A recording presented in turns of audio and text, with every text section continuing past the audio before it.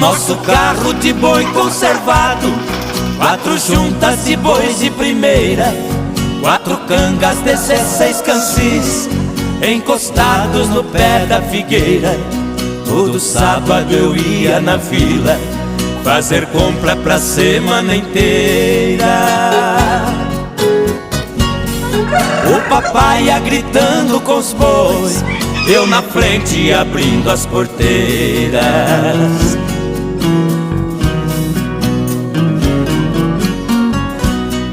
Nosso sítio que era pequeno, pelas grandes fazendas cercado, precisamos vender a propriedade.